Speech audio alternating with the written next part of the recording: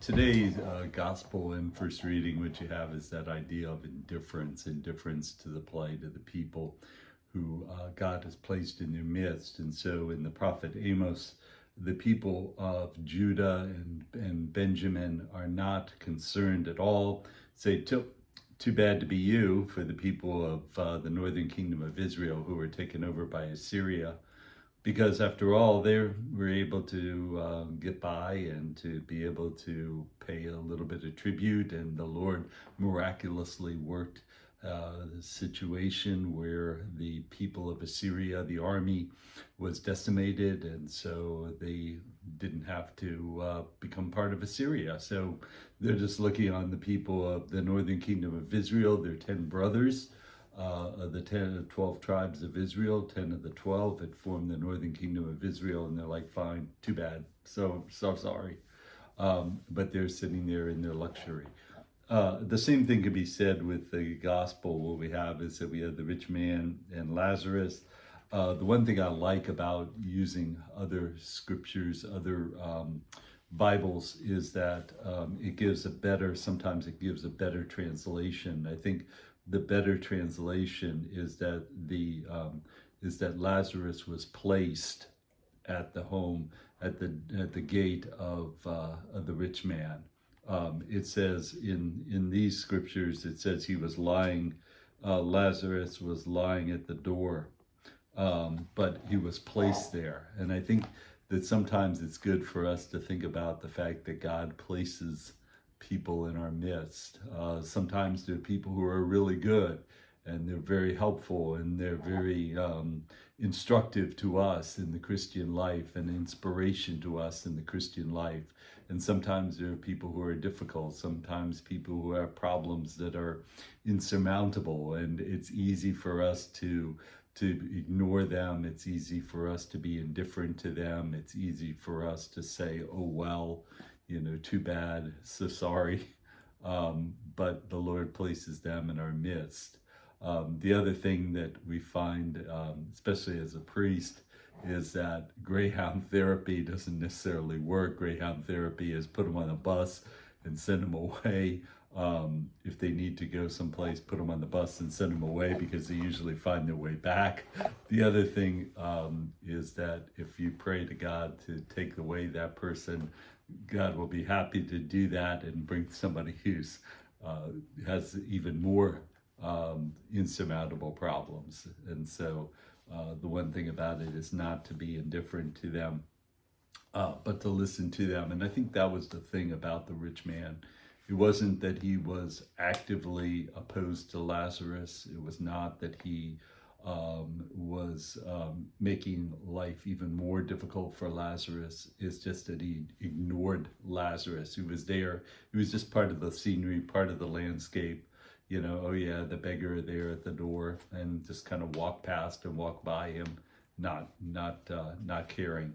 And so that kind of indifference, that kind of icy indifference, was what the situation was. So the rich man dies, Lazarus dies, he goes to the bosom of Abraham, which is where the souls of the just were before the Lord opened the gates of heaven. The just were in the bosom of Abraham. And so he's there, the Lazarus is there, the rich man is in the place of torment. He sees from the great chasm, he sees Lazarus.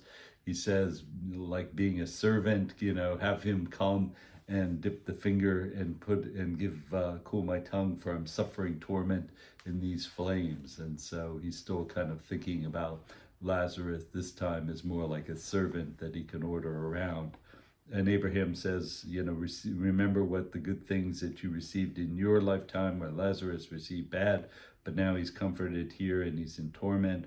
Moreover, there's a great chasm to prevent you crossing from our side to yours, or your side to ours. Again, the chasm would really be from prevent the people from traveling, from the place of torment into the place of paradise. Really, nobody would want to go from the place of paradise to the place of torment. But again, that great chasm, the great divide. And so we think about that. We think about the fact that there will be that judgment in our life. As St. Paul says, that those who will be judged, the good things will be remembered, the bad things will be remembered. And so we want to have that Savior. We want to have be judged mercifully by our Savior, not to say that we can come before the Lord with our good deeds. And of course, forgetting all the bad things that we've done, forgetting all the indifference that we've done, forgetting all the things that are opposed to the Lord that we've done. So we want to come with those good deeds, only remembering those and having selected memory of those and selected forgetting of the bad things. But we will be judged. And so we want to have the Lord's mercy on our side. And one of the things, again, that we think about in our salvation is loving the Lord our God with all our heart, mind, soul, and strength, and also loving our neighbor as ourselves, not being indifferent to those that the Lord has placed in our midst. And so to Abraham, he says to Abraham, no, I beg you, Father, then to send him to my father's house. I have 5 brothers. I want to warn them. They said they have Moses and the prophets. Let them listen to them. So again, the idea that we need to be learning from the scriptures, be instructed by the scriptures. We don't need Jesus physically present to help us to understand what the Lord wants us to do, what the Lord wants us to remind us of. We have the scriptures. We have the Eucharist to strengthen us in our daily life. We have all the means necessary to help us, and it's just a matter of using those, putting them in faith, and stepping out in faith and using them for our benefit. Thanks. God bless.